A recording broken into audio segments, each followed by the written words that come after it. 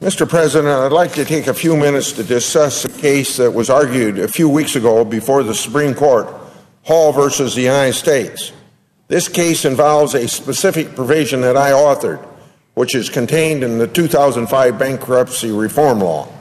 Throughout the litigation in this case, my statements supporting the provision, in other words, the statements that were said here on the floor of the United States Senate and in committee report, were discussed in these cases at length. So I want to take a few minutes and walk through the history and intent of this provision so people hear it straight from this author's mouth, meaning from this senator. At its core, the case Hall versus the United States is about statutory interpretation. The statute at issue is 11 U.S.C. section 1222A2A, which was a farm bankruptcy provision added to the bankruptcy code in 2005. Before I get into the discussion about the case, I'd like to explain what this particular provision does and why it needed to be added to the bankruptcy code.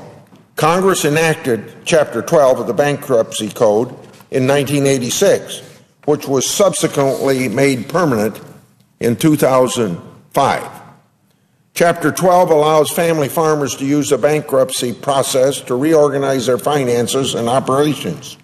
It's a proven success as a leverage tool for farmers and their lenders. It helps the farmer and the banker sit down and work out alternatives for debt repayment. Not long after it became law in 1986, we began to hear about what worked and what didn't work for farmers who were reorganizing in bankruptcy. One problem we learned arose when a debtor farmer needed to sell assets in order to generate cash for reorganization. A farmer may need to sell portions of the farm to raise cash to fund a plan and pay off his creditors. However, in this situation, we're usually dealing with land that's been in the family's hands for a long time. This means that the cost basis is probably very low. So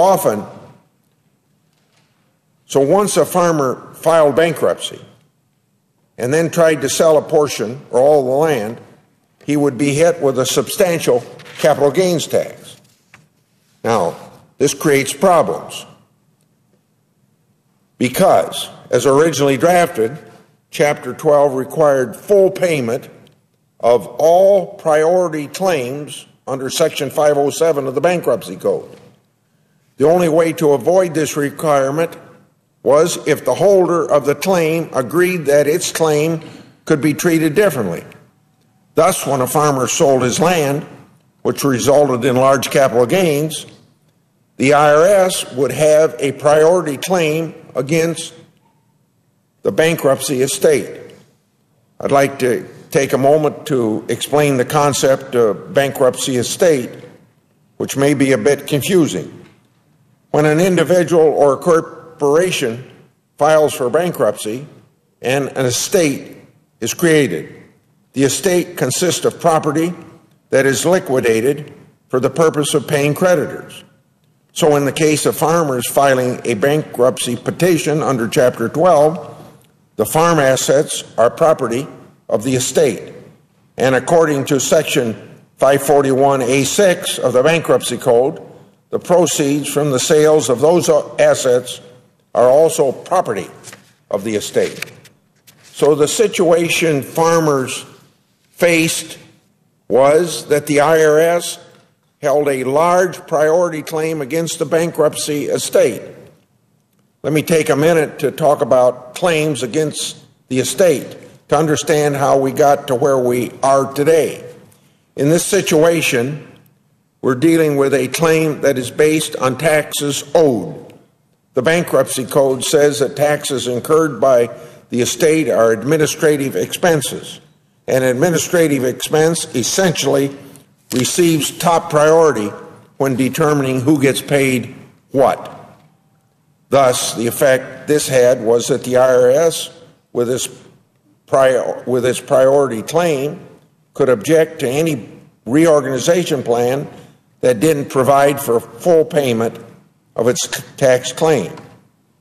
The IRS essentially held veto authority over a family farmer's plan confirmation. In some instances, then, a farmer who sought to sell a portion of his farm to reorganize, pay creditors, and become profitable again was prohibited completely from doing so. After learning of this problem, I started working on a way to fix it. Simply put, I wanted to make sure that family farmers in Chapter 12 case could, in fact, sell portions of their farm to effectively reorganize without the capital gains taxes jeopardizing the reorganization. The very purpose of Chapter 12 and bankruptcy in general is to allow for a fresh start. Unfortunately, this wasn't happening because of the IRS priority. In 1999, I introduced the Safeguarding America's Farms Entering the Year 2000 Act. This bill, among other things, sought to fix the capital gains tax issue. When I introduced the bill, I said that it would, quote, help farmers to reorganize by keeping tax collectors at bay, end of quote. I also explained, and I'll quote again, under current law, farmers often face a crushing tax liability if they need to sell livestock or land in order to reorganize their business affairs. High taxes have caused farmers to lose their farms. Under the bankruptcy code, the IRS must be paid in full for any tax liabilities generated during a bankruptcy reorganization. If the farmer can't pay the IRS in full, then he can't keep his farm. This isn't sound policy. Why should the IRS be allowed to veto a farmer's reorganization plan? End of quote. But let me go back to a portion of what I just quoted. These words, then he can't keep his farm. Simply put, if you're in a farming operation and you can continue to farm, and reorganization is keeping you from farming, well, obviously, you don't have a business of farming and you can't farm. And family farms are very important to the economic viability of rural America. The language that I proposed ultimately was enacted in the 2005 bankruptcy reform law. Since the bankruptcy code, the courts, and the IRS treated the tax liability as an administrative expense, the new provision created a very narrow exception to that administrative expense. Basically, only in Chapter 12 case, if a farmer sold farmland that resulted in a capital gains liability, then the IRS's claim would not receive priority status. That's the benefit of the legislation that I got passed to reorganization of a family farm, but it's what is in dispute in these particular cases that I'm referring to. Now, instead, the government would have an unsecured claim, which means that they may get paid something, but not necessarily the entire amount. Also, the IRS would no longer be able to veto a plan's confirmation, thus the farmer debtor would be allowed to reorganize. Now, from a bankruptcy point of view, this approach makes complete sense. As I've discussed already, filing a petition creates a bankruptcy estate. The bankruptcy estate then sells the land post-petition, and that results in capital gains that are owed to the IRS. These taxes incurred by the estate post-petition are administrative expenses, which receive priority status. So my language, enacted into law in 2005, stripped the priority claims owed to the government in this very specific instance and made them generally unsecured claims. However, since the passage of this legislation, the IRS has made an about-face. The government now argues, despite the way it treated this situation for all these years, that the tax liability created is the responsibility of the individual and not the bankruptcy estate. Yet the entire reason that we created this new provision was because of the way the IRS treated the tax liability. The IRS's new position has been argued in federal courts and has received mixed results. So now there's a dispute whether my provision accomplishes what it was designed to do. In 2009, the Eighth Circuit case, Knutson versus IRS, held the provision applies to post-petition sale of farm assets, which is what we're discussing here. Specifically, the Eighth Circuit rejected the IRS's position that the Internal Revenue Code does not recognize a separate taxable entity being created when a debtor files a Chapter 12 petition. Put another way, the IRS is claiming the individual debtor is responsible for tax liability that arises out of a bankruptcy estate action. The Eighth Circuit disagreed and said there's now an exception preventing the IRS from having a priority claim for capital gains.